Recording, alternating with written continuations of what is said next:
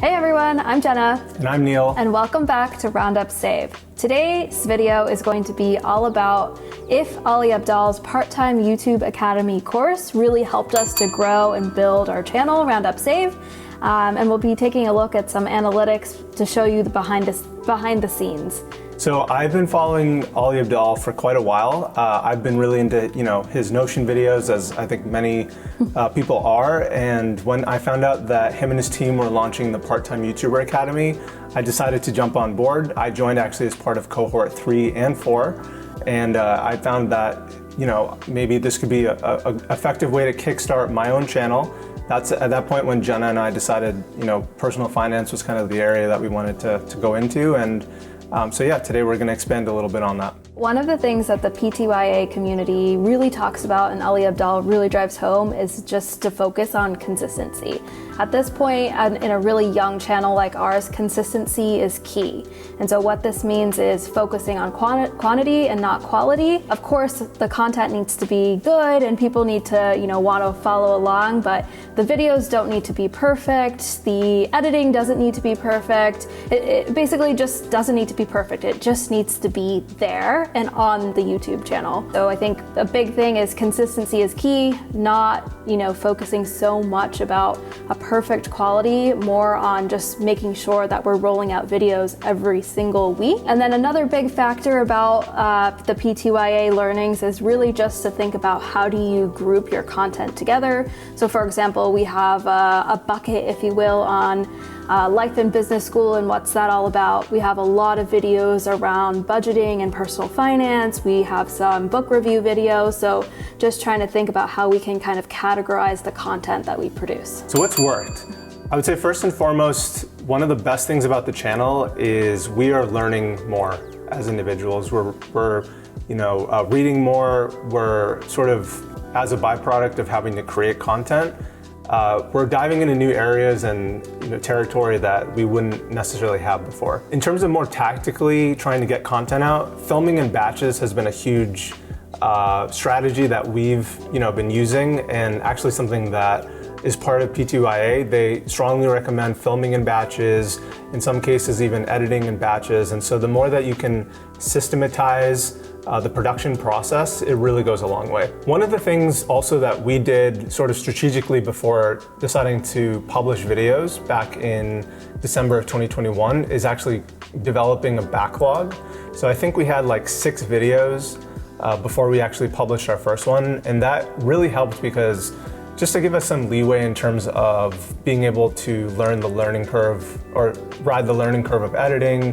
There was a lot of new things like developing thumbnails, thinking about content strategy, and over time we've gotten better at that. And so we haven't had to have as large of a queue, but off the bat, it was very helpful to have. Well, I guess just as I'm thinking about this right now, the backlog that we did isn't necessarily something that PTYA encourages. In fact, I think it's quite the opposite. They're like just, one video a week, keep doing it. But I think that backlog really helped us. Yeah. The funny thing is though, we've kind of lost our queue, and now we're kind of at a pace of like creating one video, editing it, and then putting it out. And it's not really a sustainable thing for us. So we're rethinking how we create content, how we, kind of getting back to the basic rules like I was just mentioning around filming in batches and editing in batches, like how can we get to more of that? And so Jenna and I are putting our heads together and we think we're almost there.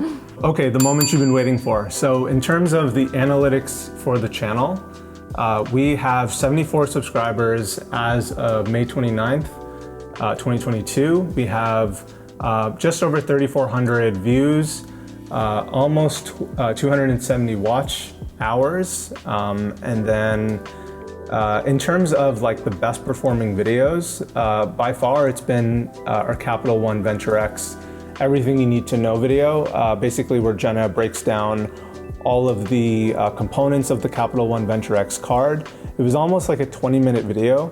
And then second to that is the how to use a shared credit card for couples.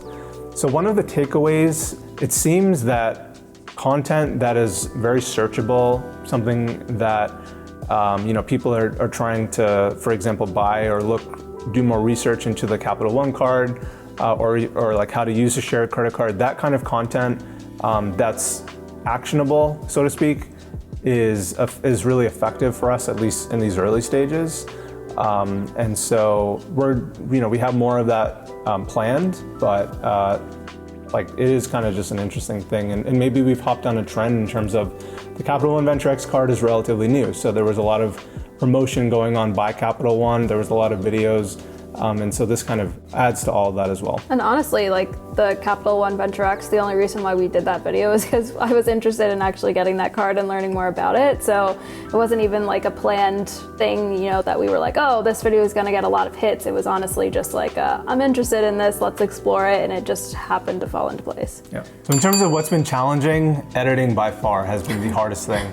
And not only in terms of, as I mentioned a little earlier, there's a learning curve for editing, but one of the things that PTYA recommends strongly is outsource and hire a video editor. And so that was one of the first things I did, and I had a really, really bad experience with it.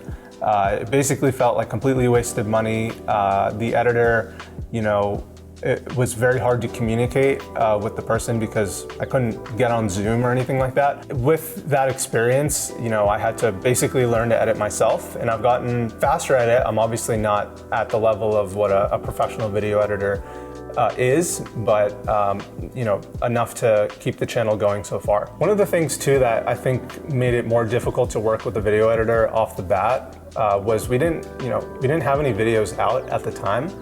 And I didn't really know, Jenna didn't have a sense either of like creatively, how do we want our videos to look? And I think that's hard when there's like, you're kind of throwing maybe unfair expectations on somebody. They don't know what's in your head. And now, given that we have over 20 videos, and there's like a stylistic component that's consistent among them, I think that working with an editor now would be more fluid. And also because I now have editing experience, Jenna's learning herself. And so that, will make it better down the road. Eventually we do want to outsource. And then I'd say another challenge has been filming. It feels a little like acting, like even now it's not necessarily the most natural thing, but we've actually gotten better at it and we're feeling more comfortable. Like we'd make tons of mistakes and we'd have to stop and start again. And now it's like, okay, let's just go with the flow with what's happening. And that's been a challenge to just overcome. So another challenge that we've had to face is just traveling or, having a really busy week and schedule. And I think that's where Neil's thought that he mentioned earlier about like filming in batches, editing in batches would have been really helpful for us. I think that's been challenging, but we are working on a plan to make sure that, we have ideas, ready to go, so that all we have to do is kind of look at our Notion page and see like, okay, what's the video that's coming up, instead of every week being like, oh, what are we working on this week? And then another challenge has honestly just been like resetting our expectations. Of course, our goal for this channel for this year was just to make sure that we publish 52 videos, one like every week for the year of 2022. And I think sometimes, we see videos that do really, really well, and then we also see videos that don't do well at all. Like sometimes they'll get 7 views, and it might be like a topic that we're really passionate about, and that kind of sucks. It's really shitty, but I think just remembering that like the goal is really not to get, a ton of views. It's really just to make sure that we publish 52 videos, and I think when we can kind of reset expectations and think about it that way, then it makes it a little bit more worthwhile and easy for us to keep pushing through. And one of the things to mention as well around the 52 and why we selected 52 as our goal for the year is Abdaal. He actually describes this in the course more in detail, but 52 videos was how long it took for him to get monetized, for his channel to get monetized. And that's sort of a rough template I think that we can follow. It could be way longer than that in terms of quantity of videos to actually get monetized. It could be shorter, we don't know, but that's the middle ground we're sort of going with for now as a goal. Definitely. So overall, Neil, do you think PTYA was worth it? I think it was worth it. I think it gave us a really good kickstart into the world of YouTube. There's a lot of things that we would have just had to find on our own, figure out how to do on our own. But I would say it also allows us to scale in the sense of once we do get monetized And once we, try to continue to grow as a channel, how can we go out and get brand deals? How can we work with other YouTubers? How can we engage and continue to find endless content ideas? Basically, it's like continuing to just have education and resources that we can pull from. Yeah, and I think just to add on to that, it also is a community of people that are all kind of going through the same thing. So you'll have people with really young channels like ours and people that, have had their channels for a couple years. So it just makes you feel like you're not alone, and you're also not crazy for doing this too. So yeah, in conclusion, overall, PTYA was a good investment for us. And as we continue to grow the channel, we're excited that you're along for the ride, and that, as well, we have resources that we can continue to draw on and improve. If you like content like this, make sure you hit the subscribe button and like this video. Drop a comment below and let us know what you think. If you have any ideas or questions about PTYA, we're all ears for it. Thanks for watching, and see you next time on Roundup Save.